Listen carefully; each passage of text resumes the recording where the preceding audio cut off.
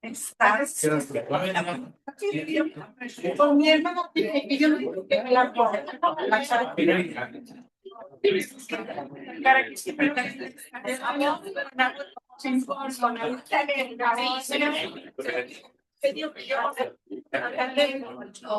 Estoy becado con Richard. Te vas a ir allá, búfalo. Muy bien. Si estás becado, te lo podría dar. Yo soy anti-yankee. Te lo podría decir. Sería muy feliz. Soy totalmente anti-yankee. ¿Ya te sabes de qué? Ya, sí. ¿Dónde está mi silla, Luis?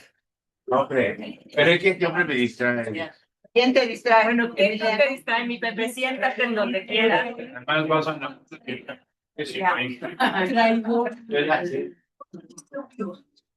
está en mi sala.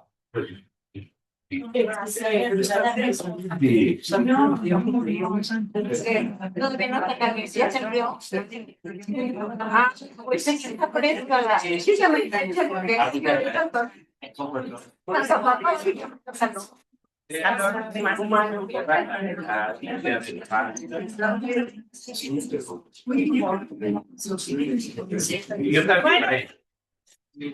Buenos días a todas, todos.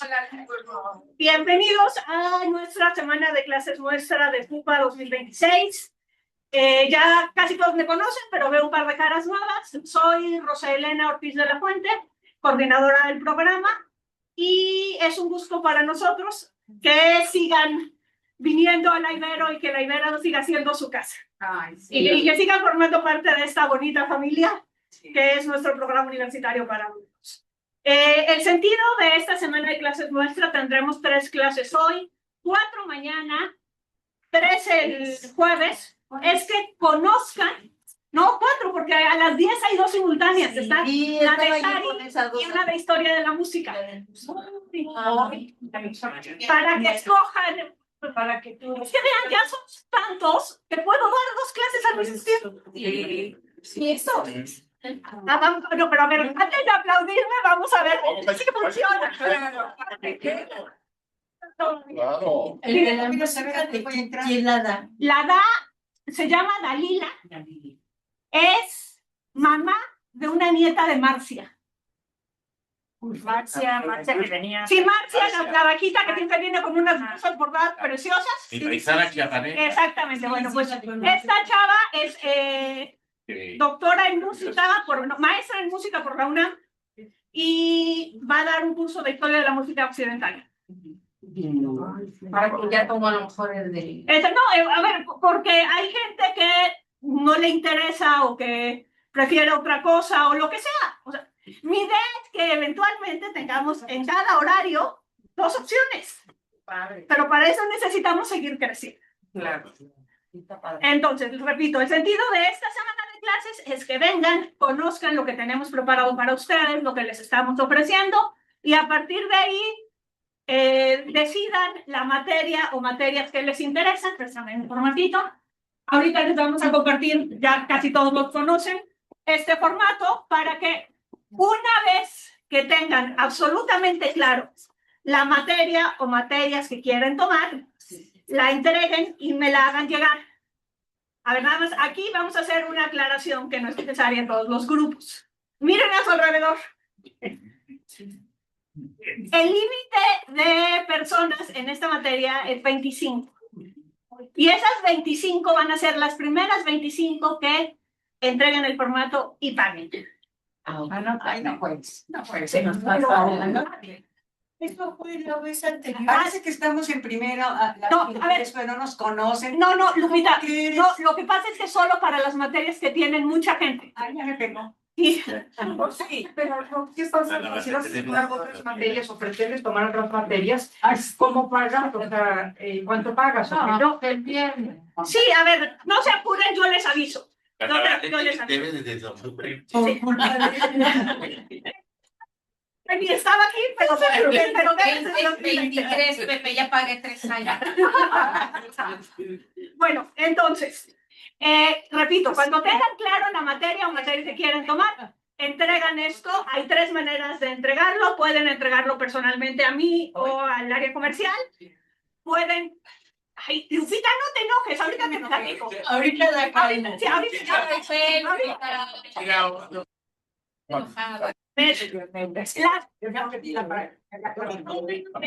La segunda forma de entregarlo es, le toman una foto y me lo mandan por WhatsApp, aquí abajo está mi número.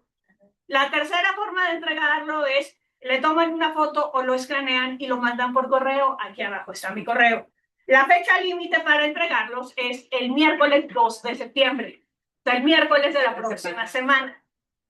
¿Y por qué nos interesa que nos lo entreguen cuanto antes? Porque necesitamos saber qué materias se van a abrir. Para que una materia se abra, tiene que llegar al punto de equilibrio. Tengo claro que aquí el problema es el contrario. Pero se puede entregar hoy. Sí, me lo pueden entregar desde hoy. Una cosa, pero una clase periodo de mañana también la voy a tomar o te la entrego mañana. Sí, o me mandas un mensajito, agrégame esta y ya está. Bueno. Entonces, eso, una vez que me entreguen los formatos, revisamos. En cuanto una materia llegue a 12 solicitudes, se confirma y se empieza a inscribir. Nosotros les avisaríamos. Entonces puede ser que la materia de Lupita se confirme hoy mismo. Sí. Puede ser que la materia de Lupita se confirme hoy mismo. Entonces, hecha esa aclaración, les doy la palabra a mis compañeros del área comercial para que les den la bienvenida. Buenos días a todas, buenos días a todos. Qué gusto volver a ver algunas caras ya conocidas. A otros, pues me presento. Mi nombre es Santiago García, yo soy el coordinador comercial y me acompaña mi compañera Carolina. Ella es quien va a estar a cargo del proceso de todos aquellos alumnos que sean nuevos alumnos para el programa. Entonces, si pudieran ayudar, ¿quién sería nuevo o nueva en el programa que nunca haya tomado clases con el PUPA? Todos somos nuevos. No pasa nada. 2 personas. O si no, Ok, perfecto. Entonces, su proceso, a diferencia del de sus compañeros, va a ser directamente con nosotros porque hay que generarles su número de estudiante y también validar si tienen algún descuento para que se haga válido antes de que empiecen las clases. Todo el resto del proceso es el mismo. Van a venir a sus clases, van a llenar sus formatos y los van a entregar. Seguramente han estado en contacto con nosotros a través del teléfono de Carolina o por correo. ¿Okay?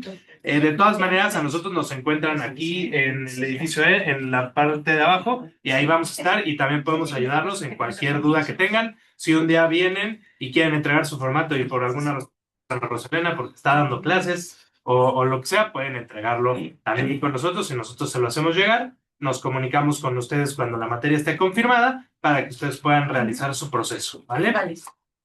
No sé si en este momento alguien tenga alguna duda o algo, ¿no? ¿Qué número es? Edificio E, pero... Es el 002.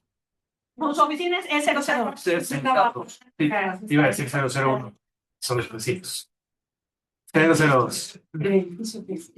Entonces, pues bueno, sean otra vez bienvenidos. Qué gusto tenerlos por aquí y esperemos que disfruten mucho y aprovechen al máximo sus clases muestra. Entonces, mi compañera les va a hacer favor de entregarles su formato. Ya para que lo tengan, solo necesitan uno en cada clase que vengan, es el mismo y solo tienen que llenar una vez. ¿Vale? Y por último, a ver, pasen por favor nuestras compañeras de recaudación de fondos y relaciones públicas y muchas otras cosas. Además de que Carla estuvo en educación continua muchos años. Que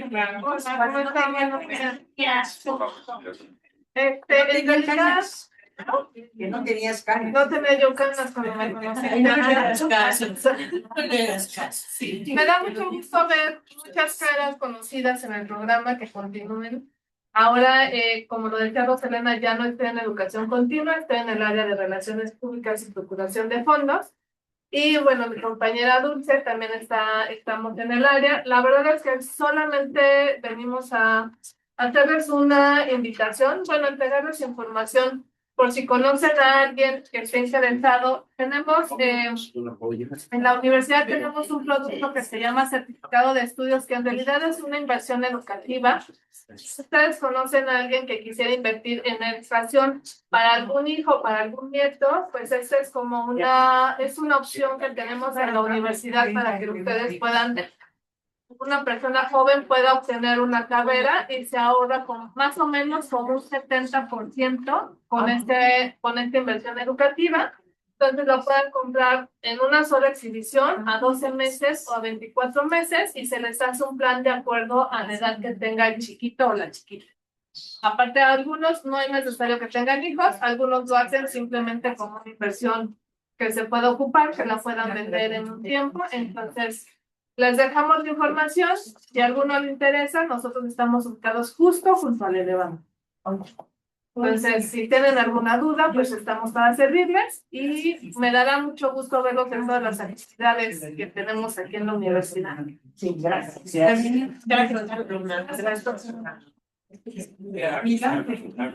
Carlita, también incluyen los diplomas. ¿Anda? No, solamente es licenciatura. Solamente este producto incluye licenciatura, que es cualquier licenciatura que esté vigente, excepto una que se llama ley. Entonces también solamente licenciatura. Los diplomados no aplica porque son como muy cortitos el tiempo y bueno. Pero si conocen a alguien que me pueda interesar. Carla, le hago una pregunta. Sí. Una alumna que está becada, tiene una beca del 60%, y cuando inició con esa beca pagó todo. A la fecha le aumentan la beca. Entonces, ¿qué pasa con lo que era? O sea, alguien que ¿Pero es este producto? No, no. No, es de deporte. Deportiva. No, lo único que hace es se le aumenta del 60 al 80%. Se le aumentó, pero ya lo tienen pagado con el 60% de descuento. Ya pagó todo. Ya pagó todo. Tendría que acercarse al área de tesorería. Sí, con Esmeralda, tendría que acercarse para ver qué sucede en este tema, o con Israel. Con tesorería. Tesorería. Israel, porque Israel es el jefe del programa diversos. Para que él le pueda decir qué hacer. Bueno,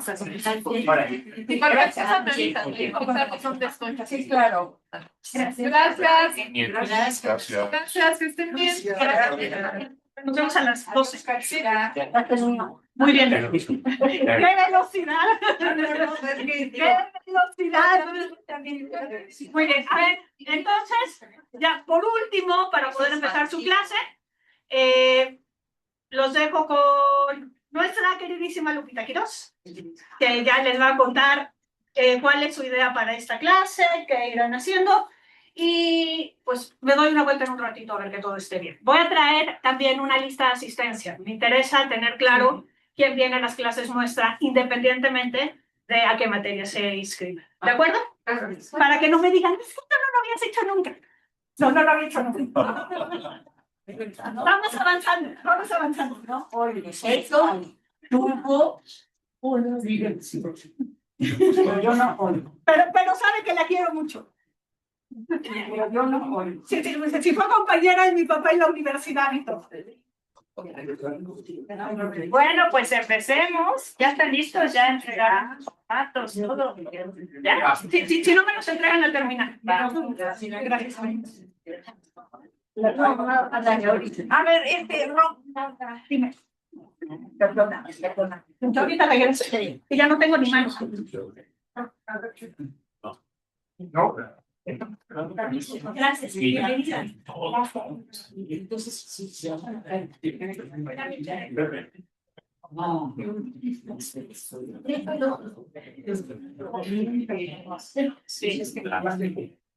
Bueno, ya pasaron todos los avisos parroquiales, ya todos estamos listos. Bienvenidos a otoño. Qué bueno que los vemos otra vez. Para los que no me conocen, mi nombre es María Guadalupe Quirós Hernández. Soy maestra en literatura aplicada por la Ibero y mi pasión son los libros, ¿no? Ya los que me conocen saben que para mí leer es como respirar. Hoy nos vamos a dedicar a este curso que se llama Lo que ellas cuentan. Algunos de ustedes ya tomaron el primero, que fue hace 3 años ya. O sea, ¿de qué va a tratar este curso? No va a ser igual. Nos quedamos con muchas escritoras pendientes aquella vez. O sea, creo que el universo de escritoras es muy vasto, como para que no se repitan necesariamente todas.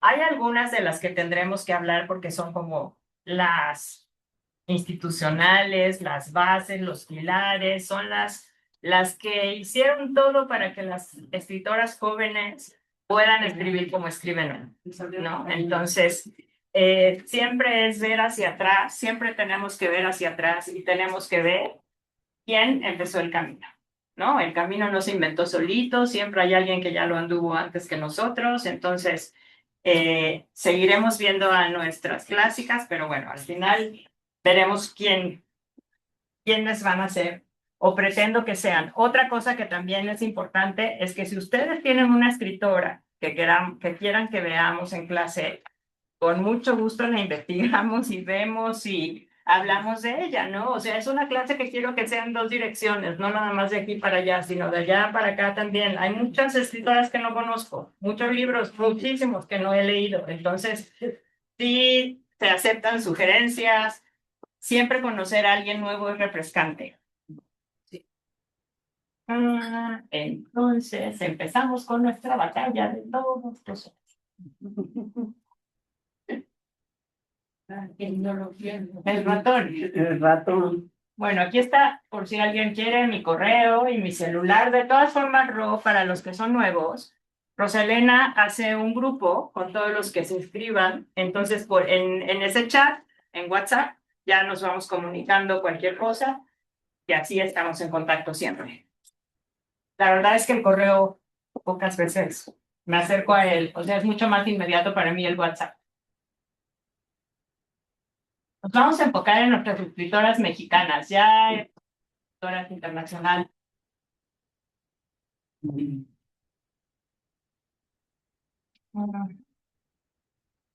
Este semestre va a ser dedicado a nuestras escritoras mexicanas.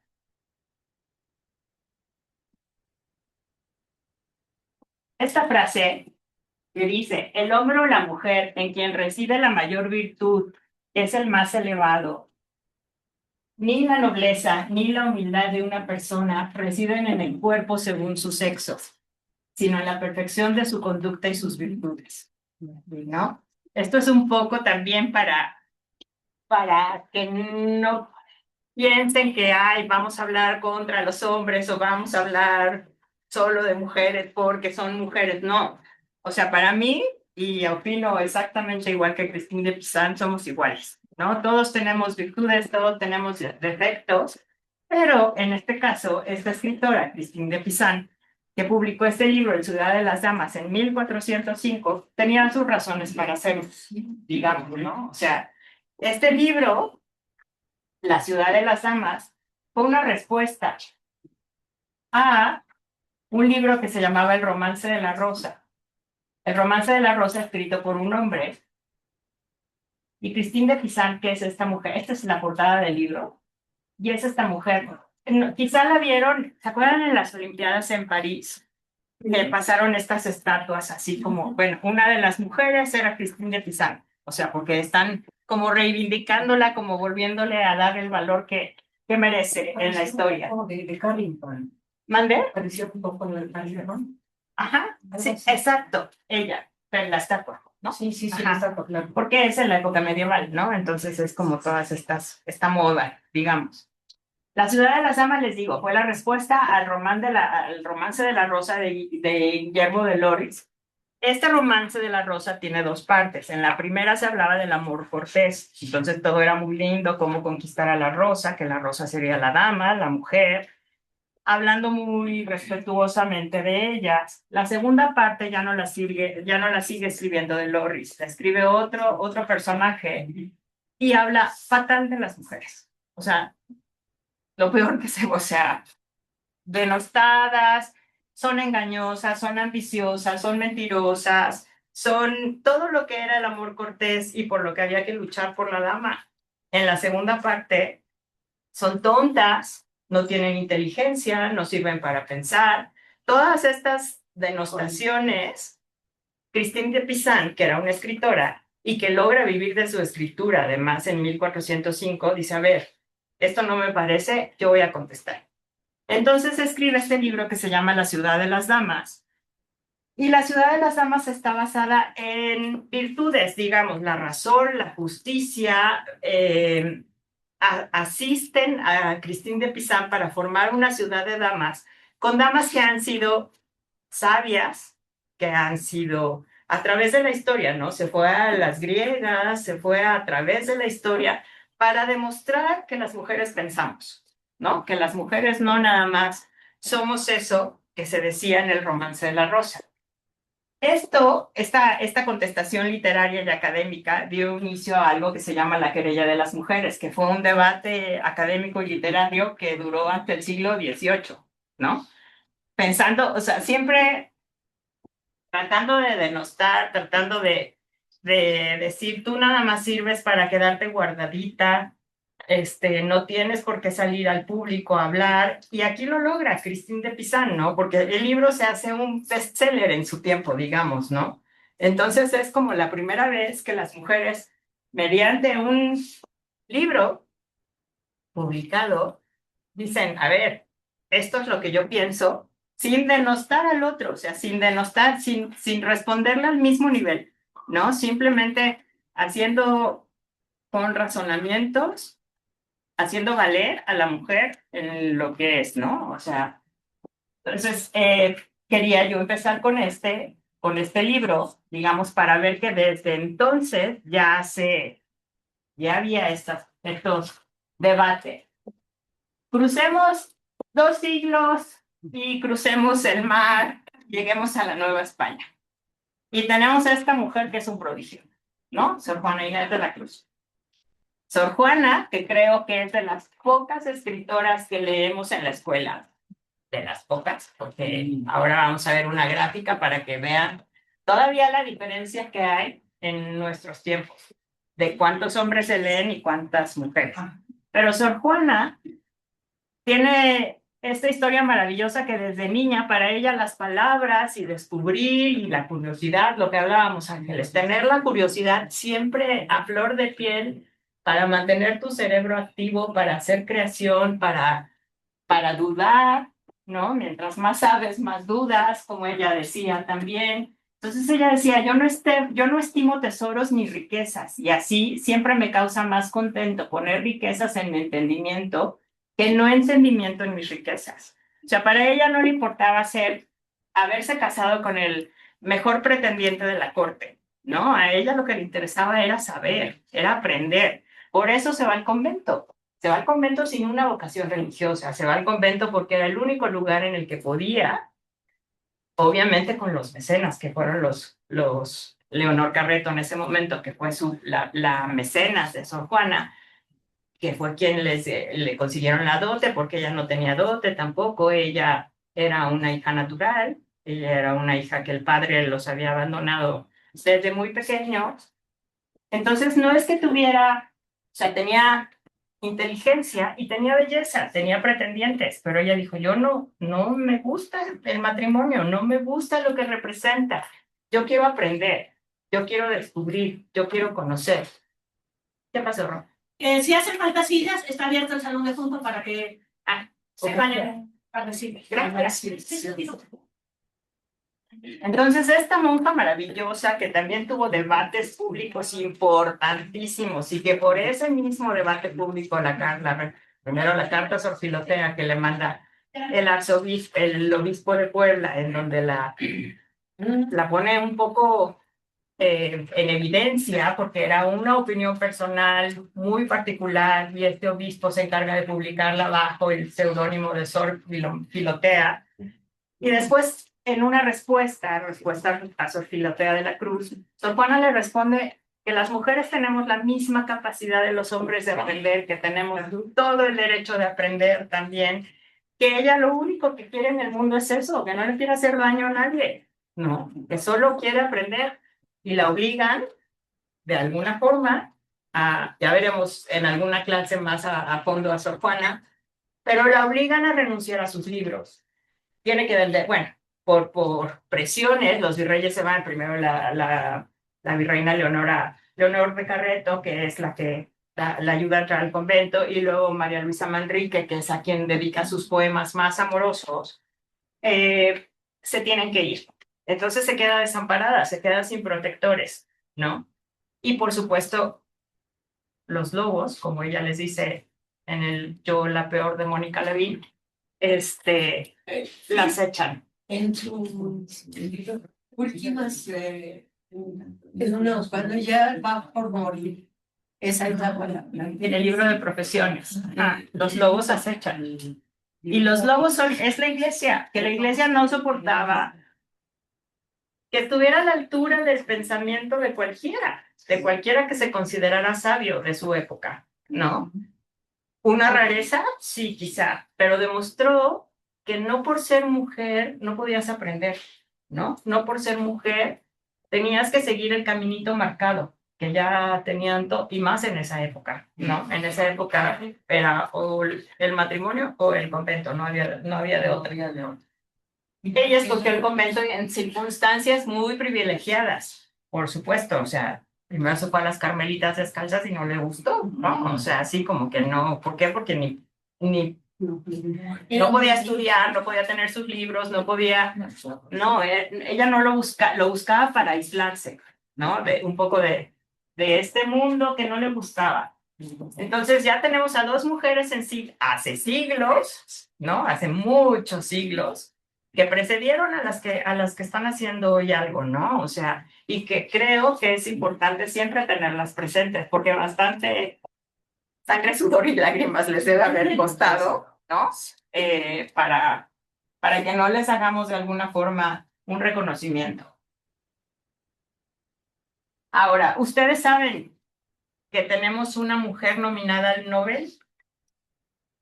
Una mujer mexicana nominada al Nobel. Pásale.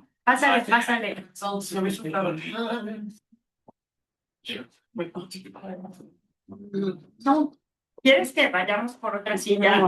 Hay sillas vacías. Sí, no te preocupes. Hay como 3. En México, en los años 40, 50 y algo, 53, 51, tuvimos una mujer nominada al Nobel y de la que no sabemos absolutamente nada. Nada. ¿Y por qué será? ¿No? ¿Y por qué será?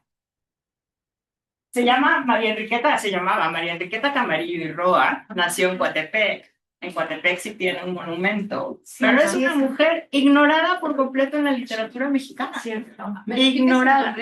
¿Mande? María Enriqueta Camarillo y Roa. Significa también eso de 1868. ¿Y los años? 1968. 68, ¿qué es eso? Se murió en 68. Entonces yo creo que Sí, habías mencionado tú. Sí, ya la habíamos mencionado en la clase, en el curso pasado. Sí, Pepe, tienes razón. Vivió mucho, ¿no? Vivió mucho, murió sola. Era una mujer en su juventud de clase acomodada. Por supuesto, ¿quiénes eran las mujeres que aprendían? Las que tenían posibilidades económicas, ¿no? No podía una mujer que tenía que trabajar o que tenía que cuidar a sus hijos o que tenía que hacerse cargo de su casa porque era normal que el hombre se fuera a la guerra, a la revolución, a la bola, a lo que ustedes quieran. La mujer era la que tenía que hacerse cargo. ¿Cómo iba a estudiar o cómo iba a aprender o cómo iba? Pues no. Entonces las mujeres educadas, las que tenían la posibilidad de viajar, de instruirse por sí mismas, porque además no es que fueran a la universidad y no es que fueran a nada, ¿no? O sea, era instrucción por ella misma. Así fue María Enriqueta Camarillo. Pudo viajar, de hecho sus primeros escritos se publican en París, ni siquiera en México. Ya leeremos algo de ella. Era una mujer, quizá por lo que no se mencione, es porque era una mujer ultra conservadora y católica, súper católica, ¿no? Entonces está borradísima del canon, ¿no? ¿Cuántos hombres se han nominado al premio Nobel? Sí, Y Roa. bueno, tenemos un ganador, el don Octavio Paz. Es el único, ¿no? ¿no? Es el único que ha sido ganador, pero Alfonso Reyes estuvo nominado 5 veces. En este año, 1951, que es nominada ella, ¿tienes idea con quién compitió para Con este Rómulo Gallegos. ¿Con quién, perdón? Rómulo Gallegos. ¿Y ese fue el que ganó? No, ganó un sueco, un sueco, Ok, que ok. tiene un nombre raro. Ajá, pero ganó un sueco, pero compitió con Rómulo Gallegos, que es más o menos conocido por nosotros, Sí, ¿no? sí. La nominó un profesor de Oregon, de una universidad de Oregon, justificando esto. Una dama de sus talentos y logros podría ser seleccionada para este gran honor, que sería no solo para ella en persona y para su estado natal Veracruz, sino para todos los hispanoamericanos. Digamos que estaba a nivel, en esa época la comparaban a nivel de Gabriela Mistral.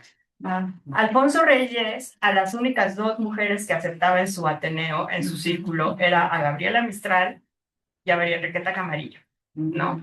Pero la hemos borrado, está desaparecida de la historia, ¿no? ¿Qué pasó antes? Oye, Lupita, ¿y no cuenta que recientemente bueno, no, pero no se nominó, pero nada más se habló de Cristina Rivera Garza? No sabemos, el Nobel tiene, quizás sí estuvo nominada, pero no lo sabemos. El Nobel tiene la política de no abrir sus archivos hasta 50 años después.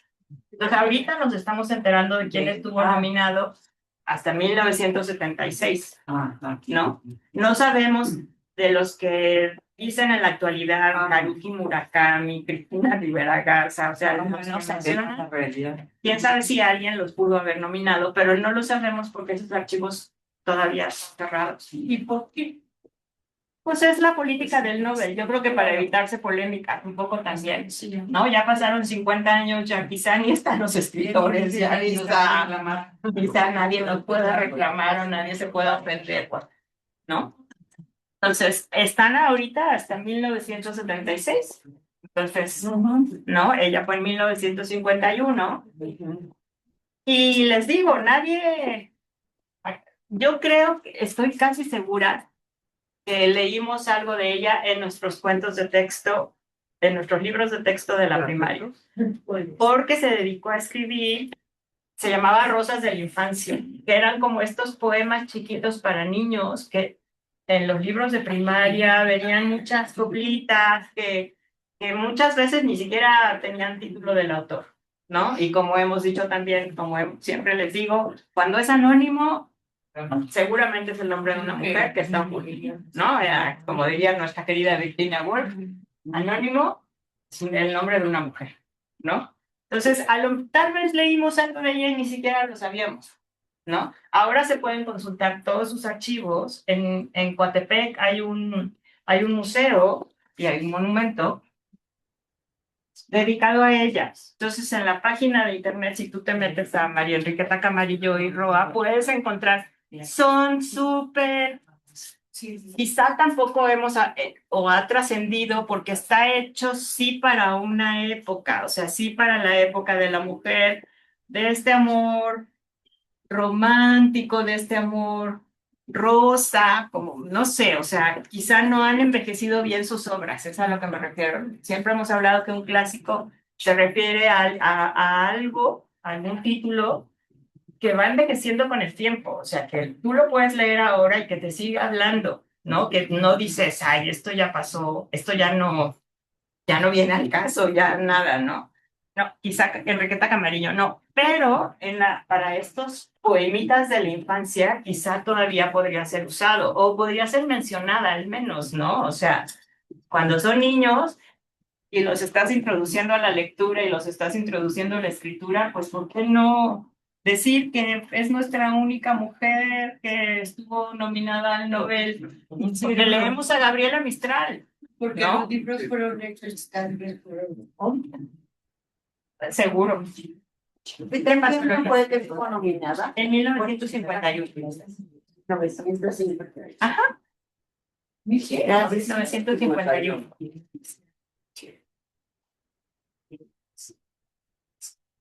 Por ejemplo, esta gráfica. Aquí esta gráfica nos muestra en el ciclo de 2019-2020 cuántos hombres y cuántas mujeres leemos durante la educación primaria. Vean la desproporción. El primero, o sea, la barra de color magenta son las autoras. Los más largos son los autores y los grises oscuros son el anónimo o tradicional, ¿no? El que no sabemos quién lo hace, pero ahí está. Es una diferencia enorme, enorme. Y no puede ser que seamos el 50% de la humanidad, más o menos, y que no tengamos nada que decir, ¿no? O que no hayamos escrito nada, o que no haya nada que valga la pena de ser escuchado por alguna mujer. Pero sí es impresionante. Y esto es 2019-2020. Nosotros yo creo que todavía menos, ¿no? O sea, porque díganme ustedes de quién se acuerdan, de qué mujer se acuerdan haber leído en la primaria o secundaria o en el colegio. Gabriela Mistral. Rosario Castellano. Rosario Checo.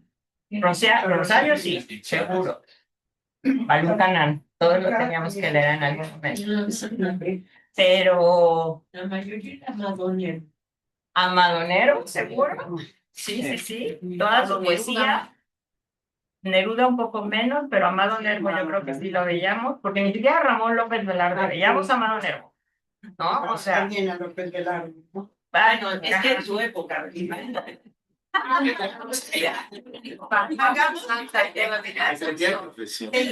dependía.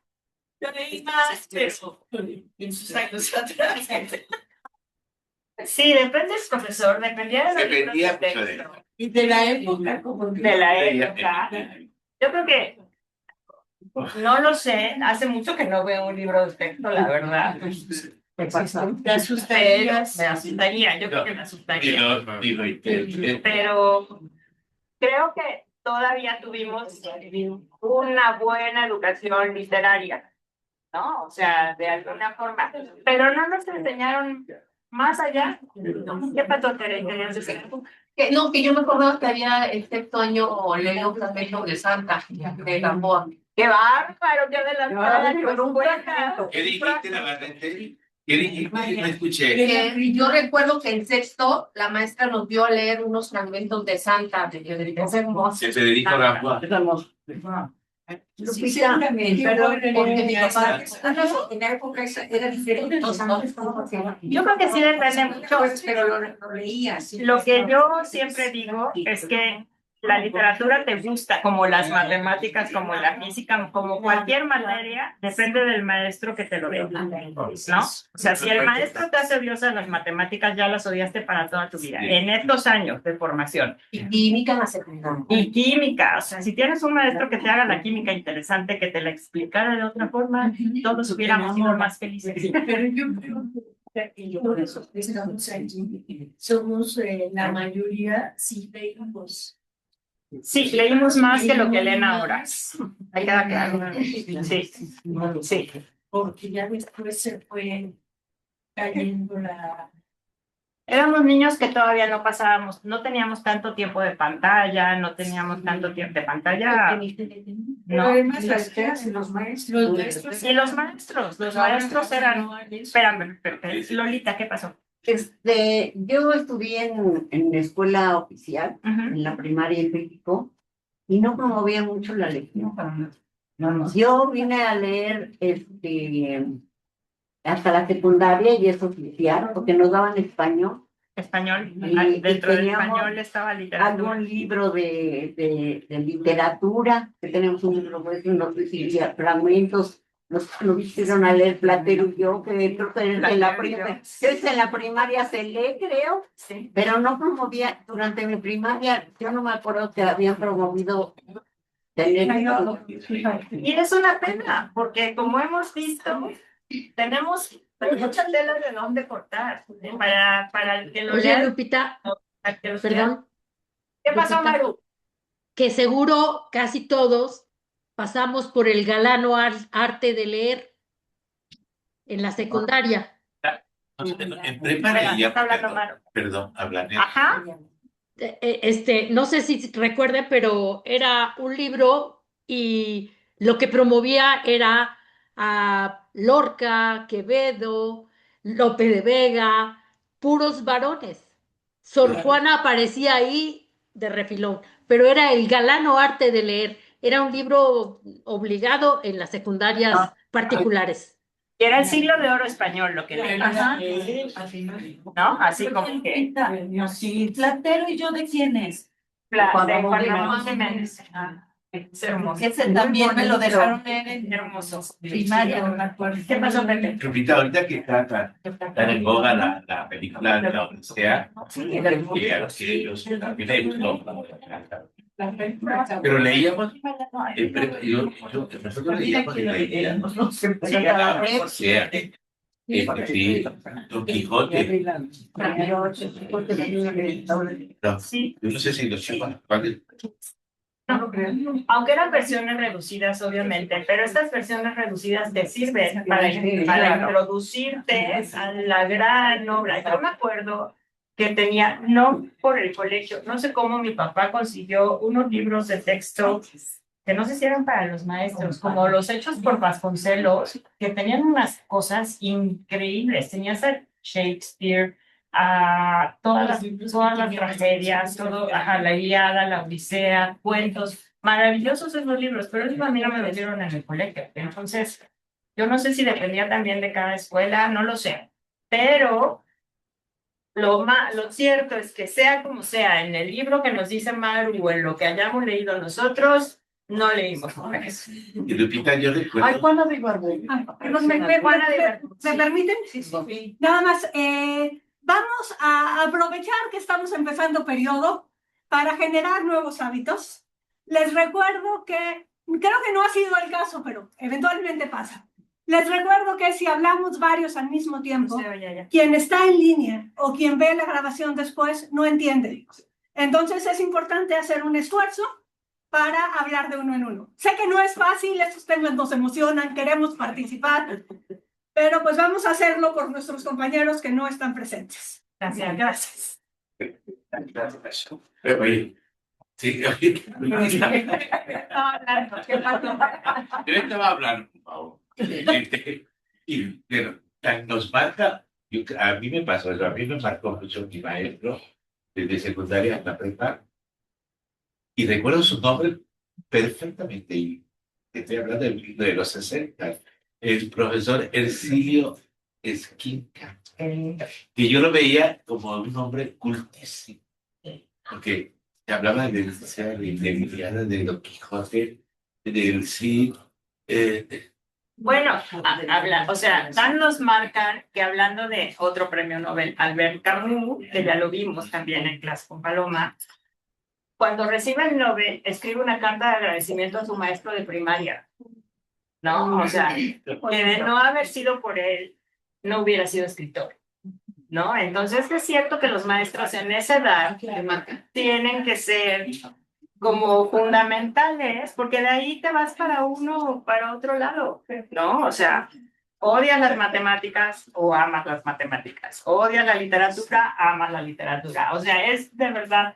Y yo creo que todas las materias te las pueden hacer tan ricas, tan estimulantes para los niños, pero no es así la educación. Ya llegará algún día que sea. Ya llegará. ¿Qué pasó, Lili? Lupita, bueno, ya es una pregunta más personal. ¿Tu padre era profesor? No, pero le gustaba leer mucho. Porque además es lo que veo. Sí, tú tienes mucho académico, pero también tienes mucho de casa. Sí. Que eso también es bien importante. Mis papás eran lectores, vaya, así como, sí. Mi papá desde muy joven tuvo una época en que padeció insomnio. Entonces decía que la única forma de calmarse él era leyendo. Entonces leía y leía y leía. Y mi mamá también es lectora voraz. Entonces en casa había mucho de este estímulo para leer, ¿no? O sea, sí, que es muy importante también, ¿no? Como les he platicado muchas veces, del primer libro que me regalaron a mí, mi libro, que me dijeron, este es tu libro para ti solita, fue Mujercitas, ¿no? Así como que Y había libros que no me dejaban leer, había libros que me decían, esto no puedes, esto no puede, eran los que más quería leer, por supuesto, o sea, pero los que te ponían hasta arriba, que guardaban y que decías, ay, hay algo interesante, exacto. Pero sí, yo, igual tiene que ver casa, pero depende también de tu...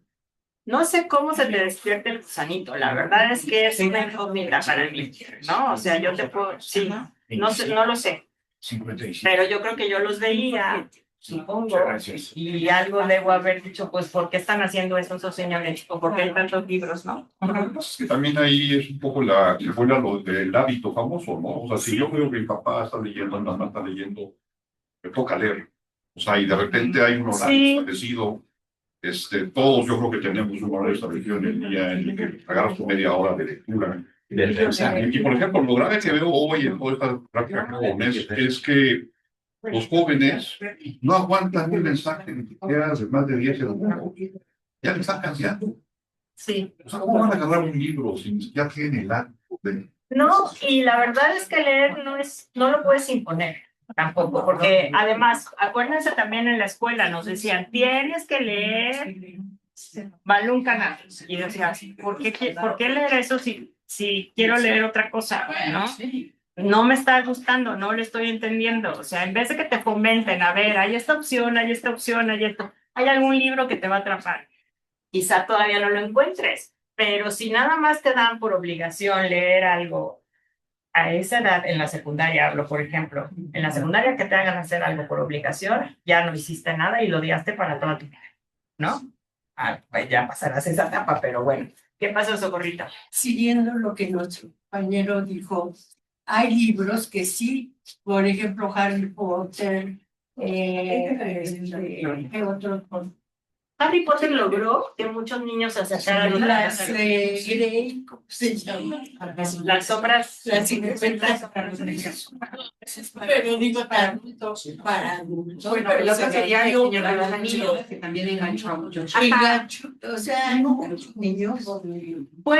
yo creo que te puedes acercar a la lectura de muchas formas, insisto, no es algo que puedas imponer, no es un verbo que sea impositivo, tienes que, y ese tienes que ya le quita toda la magia, ¿no? O sea, encontramos en la lectura, cuando encuentras tu libro, así como cuando encuentras tu pareja, no lo sé, que dices, bueno, con este me voy a lanzar a leer todo lo que sea, como igual, que no sabemos cómo, si funciona o no, pero bueno.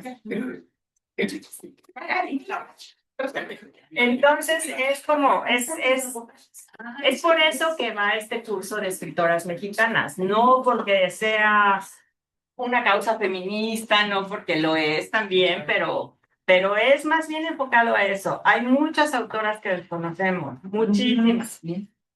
Y bueno, ya vimos a las internacionales también, pero ahora dediquémonos a las mexicanas. Hay muchas autoras que leeremos de principios de siglo, y ahorita haremos un ejercicio, con las jóvenes. Las jóvenes están escribiendo cosas maravillosas, ¿no? Y cada quien escribe, además de sus circunstancias, cada quien escribe dependiendo de su momento histórico. O sea, no podemos ahorita pedirle a una joven de este siglo, de este momento, que escriba como María Enriqueta Camarillo, ¿no? O sea, escribirá quizás sobre el mismo tema, pero de forma distinta, ¿no? Entonces, veremos ese contraste entre las pioneras y las actuales, ¿no? Para ver cómo ir actualizando también nosotros nuestros conceptos.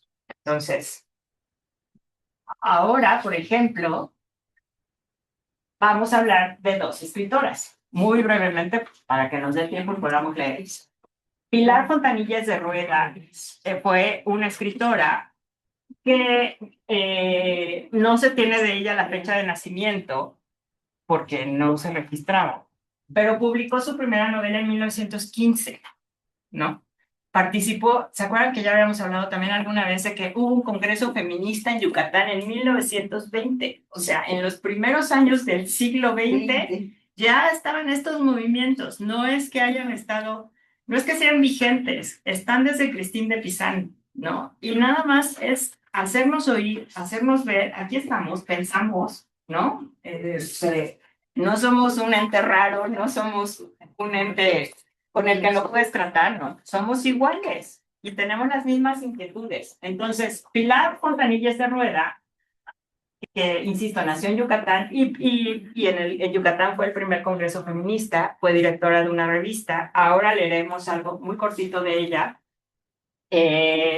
Les digo, su primer libro, Cuentos Blancos, se publicó en 1915. Tenemos autoras de antes también, del siglo XIX, todas estas mujeres que viajaban, que tenían una posición privilegiada, pero que muchas no publicaron en México, publicaron en Europa, ¿no? Entonces ahora se están rescatando a todas estas, principalmente cuento, porque tampoco es que fueran escritoras de novelas, porque exigía más tiempo, exigía más rigor, exigía más recursos también. Entonces, cuentos desde el siglo XIX hay de mujeres escritoras mexicanas. Pero bueno, hoy hablaremos de Pilar Fontanilles de Rueda y de esta escritora chicana que se llama Ana Castillo, ¿no? Ana Castillo nació en 1953 en Chicago, Illinois, de ascendencia mexicana. Es editora de la revista Tonteca, ha ganado premios por The Mixed Cuba Letters, ganó el American Book Award, el Lorient Ansaldúa Book Prize. Hablaremos también de las mujeres chicanas. ¿Por qué? Porque tienen un gran movimiento literario recuperando sus ancestros mexicanos, ¿no? Y que también son mexicanas ellas, ¿no? Y que viven una realidad completamente diferente a la que vivimos en México, ¿no? Ella es... y que padecen atropellos. O sea, justo están en este momento histórico súper importante, muy interesante también para ver qué escribo y cómo lo escribo y qué soy, ya habiendo logrado un cierto estatus de reconocimiento como americana, ahora vuelves a ser el otro, ¿no? Ahora vuelves a ser el extranjero, vuelves a ser el que no perteneces a este país, aunque ya hayas escrito desde hace 1000 años y te hayas ganado todos los premios literarios que quieras, no perteneces a este país. Bueno, veamos qué escribe también Ana Castillo. Y así para que vean más o menos cómo, vaya, los que me conocen ya saben cómo un poco. Bueno, curiosamente, Lupita, muere Pilar y nace Ana. Fíjate. O sea, del 53. Mira, esa referencia no la había. La acabo de ver aquí ahorita en mis apuntes. O sea, murió y luego lo nació. Qué bien, gracias. Dime. ¿Vas a repartir? Sí, ¿me ayudas? Sí. Yo te ayudo a regalar.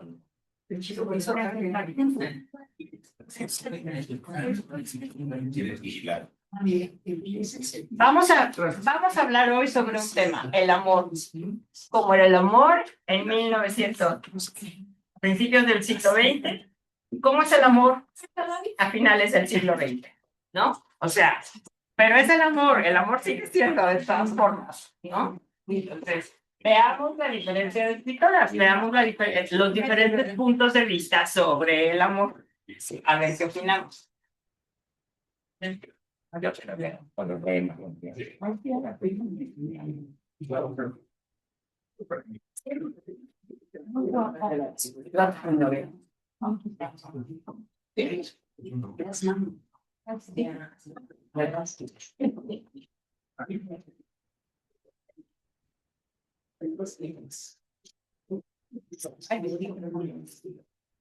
Gracias. ¿Ya? Empecemos con Amor Vencido de 1915 de Pilar Fontanilles. ¿Quién quiere leer? Lupita, ¿me lo podrás mandar? Sí, mi reina, te lo mando. Yo leo si quieres. Ay, no, es que son dos tantos, ¿verdad? Sí. Yo no tengo Amor Langostino. No, yo también tengo Amor Vencido. Amor Vencido. Nos falta el otro. Amor Langostino. Amor Vencido. Es que me repartió unos y yo repartí los A ver, aquí. Es Amor Vencido.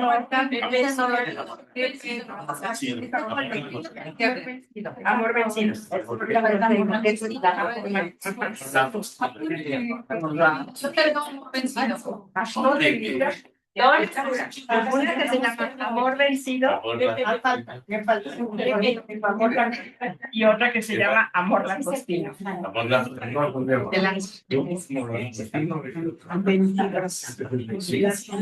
Amor Langostino ya. Aquí nos falta Pepe a todos. Ah, bueno. Por 22 ya no. Se va quedando ahí platicando. El asesor, Por favor. El repartidor. El reparto. le los mando más. Gracias, Lupita. Oye, ¿quieres más? Nada más. No, hay 5. Ah, hay 5. Hay 5 participantes, claro. No sé. Ah, bueno, sí. Bueno, empezamos a leer para que nos dé tiempo. Sí, empecemos a leer para que nos dé tiempo. Amor vencido, 1915. Pilar Fontanilla de Rueda. Adora, mi amiga del alma. Margarita, inclinada la cabeza sobre el bastidor, bordaba con afán, pero mientras sus ágiles dedos hacían surgir sobre el niveo raso, flores, hojas y pájaros, volaba su imaginación al país de la quimera, del ensueño, de lo imposible, tanto más dulce y seductor cuando más irrealizable. Dejó el bordado y tomó un libro que al lado de las sedas tenía, y aunque casi lo sabía de memoria, pues era su compañero inseparable. En cuanto empezó a leerlo, una emoción vivísima se apoderó de su ser. Su respiración se hizo agitada, levantando la muselina de su blanca blusa. Enrique, sí, Enrique, era el autor de aquel tomo de poesías inspiradísimas. La bordadora le amaba en silencio y sin esperanza de ser jamás correspondida. O que arteramente se había introducido aquel amor en su alma mansa. Suavemente, casi sin darse cuenta. Primero, admiración solamente. Después, un cariño dulce, tranquilo, sosegado. Y más tarde, obsesión constante. Amor vehementísimo. Celos terribles que la hacían sufrir. Cruento, maldito. Dejó el libro, tomó las sedas para elegir colores, pero sus sienes ardían y se llevó las manos a la cabeza que se le desvanecía. Entonces le pareció oír una voz severa que le dijo con aspereza: Margarita, es preciso olvidar, tu salud se altera, no te perteneces, eres muy pobre y tu anciana madre, tus pequeños hermanos solo viven de tu trabajo.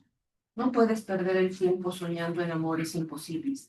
Tienes que vencer, dominar tu pasión, cueste lo que cueste. Soy la voz de la razón. Te llama a tu conciencia.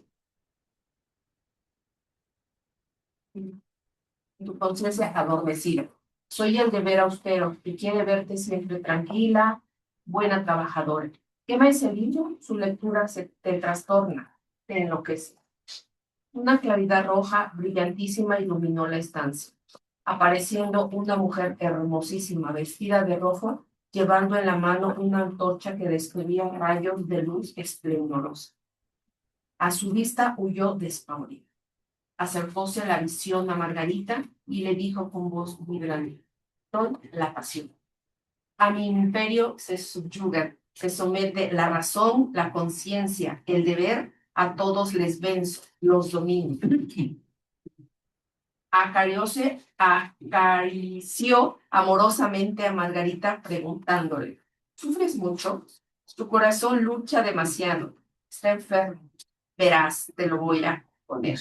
Y tomando un estilete, abrió el pecho de la joven, sacó el corazón, lo colocó en la roja llama de la antorcha que en la mano lleva, y cuando estuvo candente, cuidadosamente volvió a colocarlo en su lugar.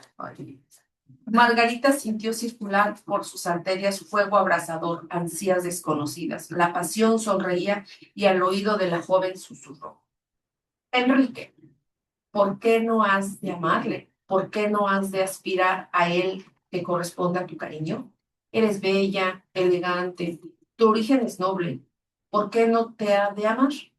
Tus rivales, esas mujeres que torturan tu alma con celos desgarradores, desde la cándida niña que fue su amor primero hasta la aristócrata dama que rendido adora y admira, quedarán vencidas si tú pones algo de tu parte para conseguirlo.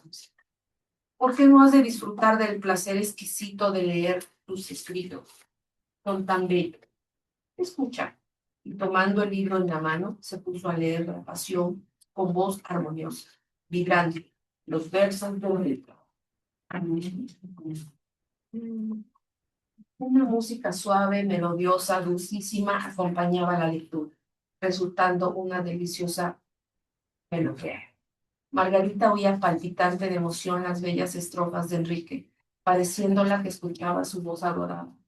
Las rosas tintas de la autora alumbraron la pura estancia de la bordadora, que soñolienta levantó la cabeza que descansaba sobre el bastidor.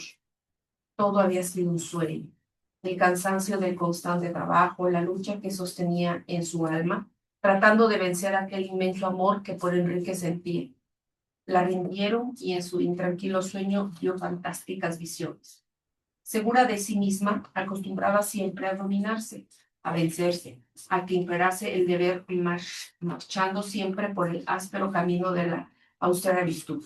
Margarita sonrió tristemente y exclamó con dulce acento: solo en sueños puedo vencer la pasión.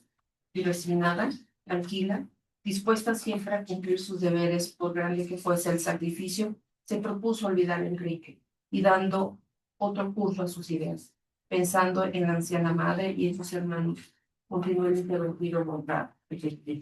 Vemos esta forma de escribir así como con palabras que incluso ya no se usan tan en la actualidad, con este armonioso que a mí me llamó también con H. Ahí vemos que las reglas ortográficas siempre se van actualizando, no es algo fijo el lenguaje, no es algo fijo la forma de escribir tampoco, siempre se va actualizando conforme va pasando el tiempo, ¿no? O sea, entonces vemos este amor sacrificado, si quieren, en aras de su madre, del trabajo, de la pobreza, ¿no? Así como...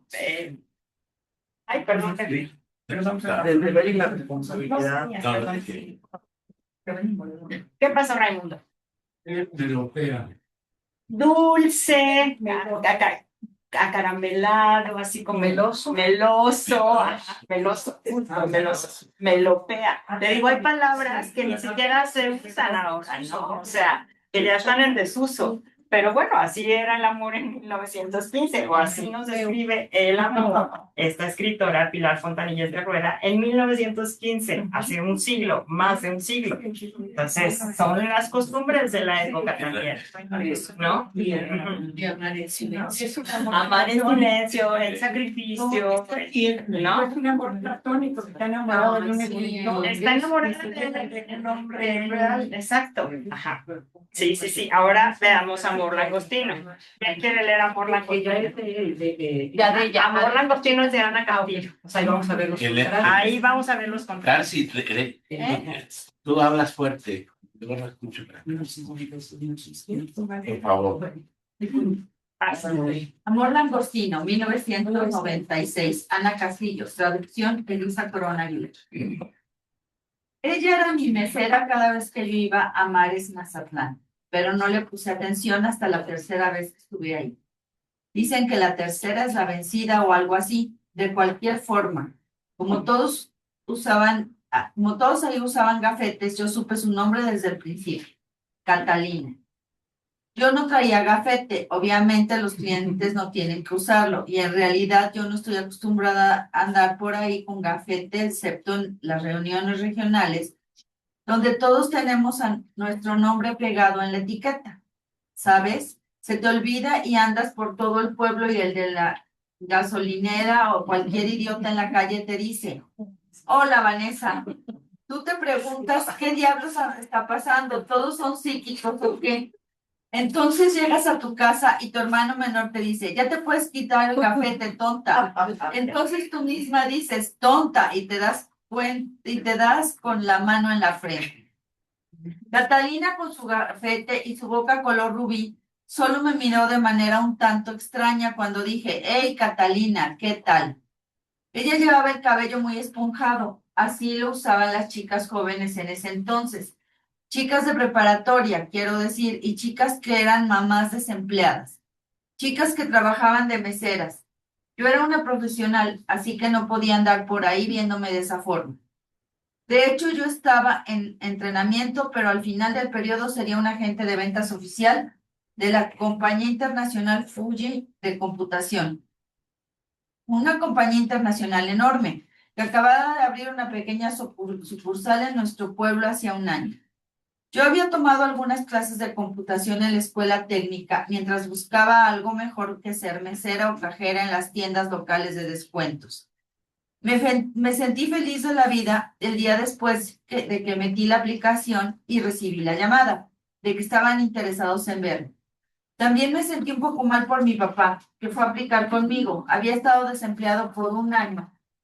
No había esperanza de que le regresaran su trabajo desde que la compañía había cerrado y se había mudado a México. Mares Mazatlán era un restaurante nuevo. Su especialidad eran las enchiladas de langostino. He escuchado que Beamont es uno de los pocos lugares donde puedes comer enchiladas de langostinos. Mi amiga de Fuji, Eliana, y yo, siendo las únicas dos mexicanas en el programa de entrenamiento, fuimos con nuestro supervisor y otros dos compañeros de entrenamiento a probar el restaurante. En cierta forma nos considerábamos las expertas en comida mexicana de la empresa Fuji. Y cuando llegamos a Mares Mazatlán nos comportamos como si toda la clientela del restaurante llegara a tener de Fuji dependiera de nuestro reporte.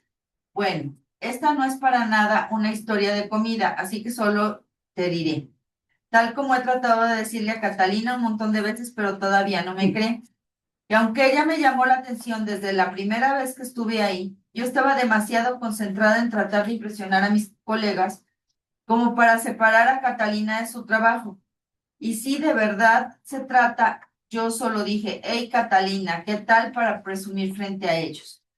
Como si decirle hola a una mesera mexicana fuera algo que solo otra mexicana pudiera hacer. Pero me gustó lo profesional que ella era en esto de ser mesera, llenando nuestros vasos de agua cada 5 minutos, asegurándose de que no tocáramos los platos que obviamente habían sido colocados sobre roca volcánica para mantener nuestras enchiladas calientes. No tocan los platos, están calientes, nos gritó. Y Eliana y yo rápidamente saltamos la oportunidad de traducir como si estuviéramos en las Naciones Unidas o algo así. Muy buena mesera esa chica, dijo mi supervisor de Fuji cuando estábamos dividiendo la cuenta. Sí, muy buena mesera, la chica y muy buen restaurante, dijo Eliana haciendo segundas, sobreactuando un poco como suele hacer, pero solo lo necesario. Eliana estaba muy entusiasmada en hacer carrera en Fuji. Me da vergüenza admitirlo, pero en esa primera visita oficial yo también pensé en Catalina solo como una buena mesera. Esa chica, ahora que lo pienso, ella no era muy chica y también me da vergüenza admitir que eso tampoco lo noté. La ambición hace cosas, te ciega, te deja como un langostino sin ojos para arrastrar tu pequeño ser encontrado por ahí sin darte cuenta de la criatura que eres. Y al final, ¿qué? Para terminar la metáfora, todos terminamos en la misma olla hirviendo. Tampoco noté a Catalina la segunda vez. La segunda vez, de hecho, sí probé las enchiladas de langostinos.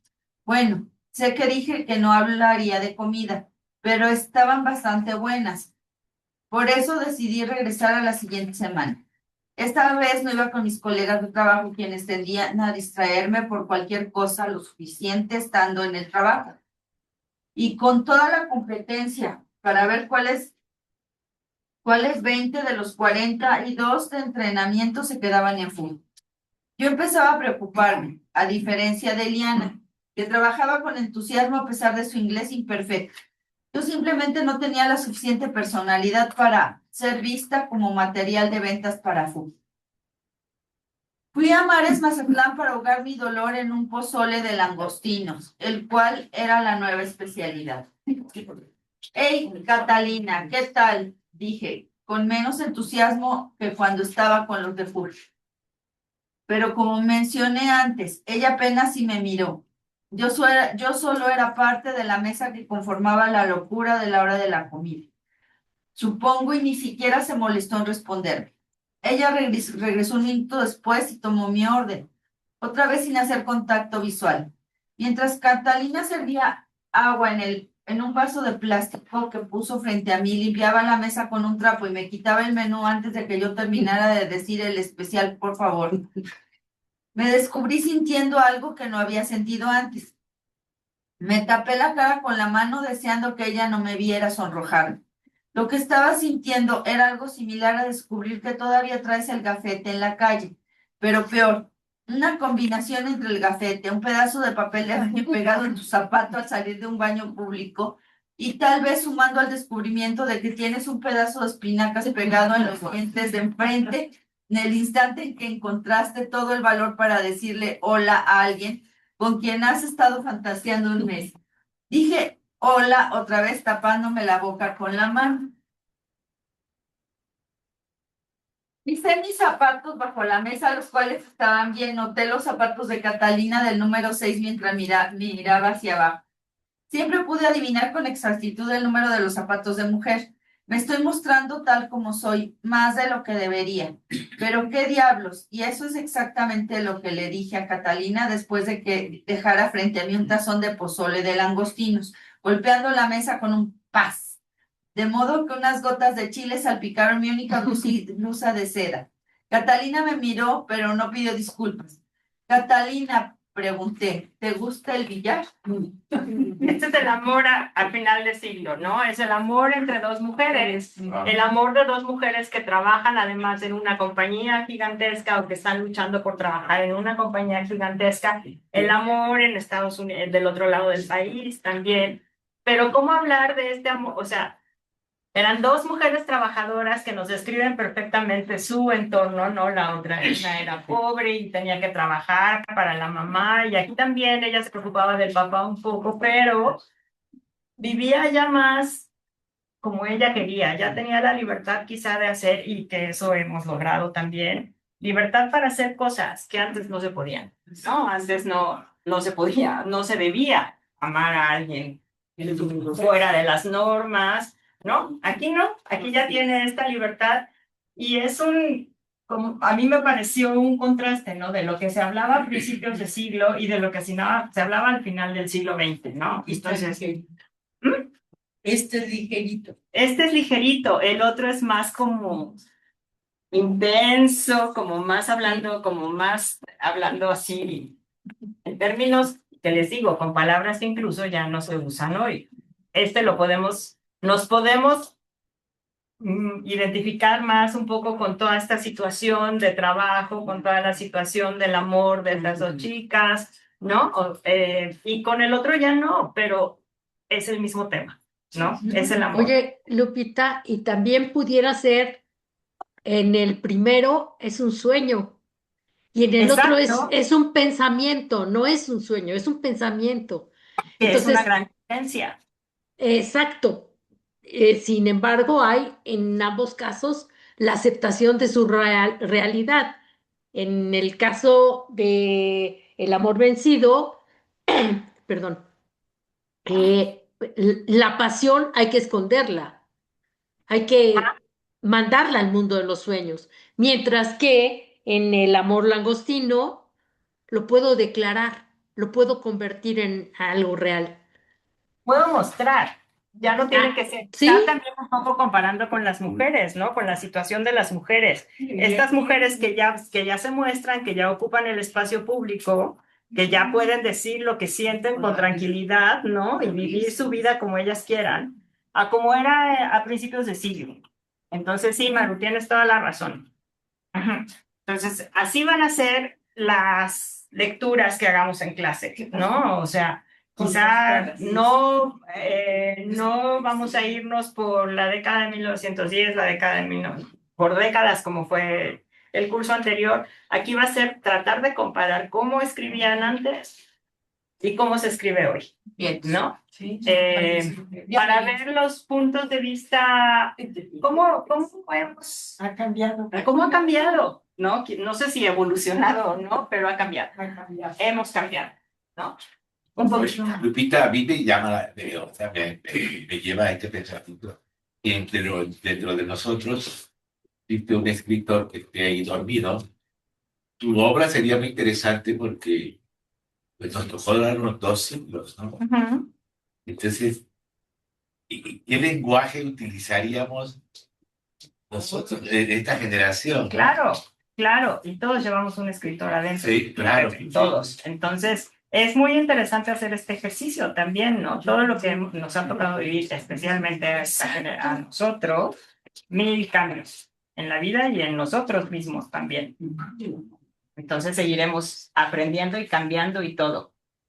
Bueno, ¿a qué escritoras visitaremos? Pisa Valencia, Ana García Bergua, Adela Fernández, Margot Glantz, Natalia Trigo, Guadalupe Nettel, Laura Chilonen, o sea, nuevas, anteriores, clásicas, unas tan jóvenes como Natalia Trigo, que tiene una novela maravillosa y que salió de la Ibero, que ha recibido premios, Poblana, tiene una novela deliciosa que se llama El fin del verano, pero tan clásicas como Pita Amor o como Luisa Josefina Hernández, Elena Garro, por supuesto, Amparo Dávila, Inés Arredondo, o sea, tenemos muchas escritoras que visitar, muchas. Pero estas son las que veremos en clase y de las que haremos lecturas cortas en clase. Igual un cuento que igual un fragmento de alguno de sus libros, porque no todas fueron cuentistas, fueron novelistas, muchas de ellas, pero la mayoría tiene escritos textos cortos que podemos analizar. ¿Y en Pita Amores les vamos a leer poema? Sí, sí. Pita Amor tiene una vida muy interesante. Vamos a ver, es que finalmente así como en las lecturas, no nada más es leer los textos, como hemos dicho también siempre, es ver el entorno en el que crecieron. A mí me gusta como lectora saber como que en qué época crecieron. ¿Por qué? Porque todo te influye. ¿Cómo crecieron? ¿Qué dificultades tuvieron para publicar? O sea, no sé, lo que hemos comentado. ¿La cuestión social? Todo, la cuestión social que influye totalmente. ¿Qué pasó? Oye, bueno, les quiero compartir. Ayer justamente estuve en un Zoom en donde se presentó, bueno, Sandra Lorenzano, que de la UNAM presentó a Valeria Luiselli en su último libro. Y entonces, o sea, fue el alrededor de un momento muy bonito. Nunca había yo escuchado de Sandra Lorenzano, ni siquiera sabía que escribía, pero ella está en la UNAM como a cargo de la dirección de Latinoamérica. Sí. Y ahora tiene un programa donde está presentando a solo autoras latinoamericanas. Sí. Ayer presentó a... Es que Sandra Lorenzano y muchas escritoras se han dedicado a reivindicar todas estas escritoras. Entonces, sí, la verdad es que las mujeres escritoras han hecho una gran labor para sacar a la luz a todas las demás que no lo estaban. Sí, sí. Y vamos a tener algunos libros de leer. Sí. leer. Ahí vamos. Ahí vamos. Bueno. Ahí vamos. O sea, son estas lecturas en clase, pero ¿qué vamos a leer? Vamos a leer Mal de Amores, la primera lectura para el 15 de septiembre, y ahora explico por qué, o sea, ya dentro de un poquito. Es Mal de Amores de Ángeles Mastretta. Mal de Amores está en audiolibro. Ya lo leí. Y no. Y va a salir una serie en Netflix en estos días. Pero hay audiolibro. Va a salir una serie. La serie de Mal de Amor, sí, que la filmaron aquí en Puebla y en Cholula. Ya. La acaban de hacer. La segunda lectura para octubre es Los Convidados de Agosto de Rosario Castellanos. Esa es una lectura súper chiquita. ¿Cómo se llama? Los Convidados de Agosto. También está en audiolibro. ¿Y para qué fecha es? Para el 13 de octubre. Y nuestra última lectura es Nadie nos vio partir de Tamara Trotner. Esa también hay series. ¿Puedo preguntar por qué Tamara Trotner? ¿Perdón? ¿Puedo preguntar por qué Tamara Trotner? Porque me parece muy interesante el tema. Finalmente, las 3 novelas hablan del amor en distintos puntos, ¿no? ¿Por qué Tamara Trotner? Porque me parece importante hablar también un poco de la violencia vicaria, ¿no? O sea, de esta violencia que ejercemos los papás a veces sin darnos cuenta o a veces dándonos cuenta haciendo uso de de utilizar a nuestros hijos como moneda de cambio con la pareja, ¿no? Entonces, me parece que es un tema difícil, que es un tema actual por las últimas noticias que ha habido en Puebla y del que poco se habla y creo que es un tema que podemos discutir aquí en clase. Este es otro tipo de violencia, ya hemos hablado de muchas violencias, ¿no? Este es otro tipo de violencia que me parece que parecería que ya no se hace y se sigue Repita, haciendo. ahí leí una Adela Fernández, la hija del indio. Ajá. La hija del indio. ¿Me puedo contar algo? Sí. Invitaron a la presentación del libro de Sabina Bernos. De casa del indio Fernández. Estoy acá. Pero algo trágico, ya sabes, de México. Ya llegué un poquito retrasado y había empezado el evento. Y me recibe Adela Fernández. Me dijo, ya sabes que ya empezó el evento. Pero ¿por qué no ves? ¿Por qué no te vienes conmigo para acá? Me puso un banco alto en una donde tenían su cantina, era una bóveda. Nos emborrachamos con tequila. Qué bárbaro, Pepe. Híjole, pues ya nos contarás cuando veamos a Adela, porque ¿cuántos están? ¿Qué pasó? ¿Qué fecha lo pensó? El 13 de octubre. Entonces, ¿por qué vamos a empezar ya leyendo el libro? Yo no puedo estar el 8 de septiembre en clase. Entonces, por eso vamos a empezar la clase hasta el 15. Yo empezaría el 1, o sea, la próxima semana. Pero me dice Rosalena que es el informe del rector de la universidad. Sí, que... O sea, ¿tú vas a clases dentro de 8 días? No, empezaríamos el 8 de septiembre. O sea, PUPA oficialmente empieza clase el 8 de septiembre. Sí. Pero yo no puedo estar ese día. ¿Qué día vamos a empezar? El 15. Ah, ok. Pero el 15 ya venimos con Pero vestidos de charros. Venimos vestidos, hacemos fiesta mexicana. Me parece bien. Pero venimos con el libro leído, con Mal de Amores leído, ya para comentarlo, ya para... O sea, se quedan con tarea. El 8, sí, sabes, el 8 no hay clase. No, el 8 conmigo no hay clase. Con los demás iba a haber clase. Yo no puedo venir del 8. Y si nos van a hacer una semana, ya lo repondré en algún momento o el otro día, ya nos ponemos de acuerdo. ¿Tienes idea cuál es el fin de curso? No, creo que es la primera semana de diciembre. Sí, ¿cuándo es el informe del director? El 1 de septiembre. Por eso no empezaron para las clases el 1 de septiembre, para que no sea un colapso estacionamiento y todo lo demás. Pero nos vemos el 15. El 15 ya con tarea, ya con el libro de Mal de Amores leídos. Ya, me disculpo de antemano por no poder estar en otro, pero el 15 ya con la tarea hecha. Hecha. Y ahora, ya por último, no puedo, porque estaría con nosotros aquí sentado. No podría no mencionarlo. Esa cosa. Sí. Sí, pero no podría no mencionarlo. O sea, Memo es como, siempre va a hacer falta su presencia, siempre va a hacer falta ese el comentario, siempre sus risas, la broma, lo que sea. Entonces, pero no podía no mencionarlo. O sea, creo que es parte de PUPA, creo que fue parte de nuestro grupo. Sí, no. Entonces, ya, acabamos. Muchas gracias. Pero un aplauso para mí.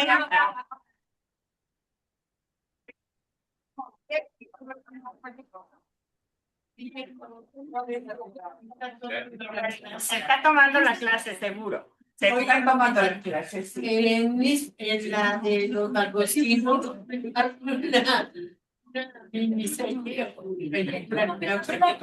la señora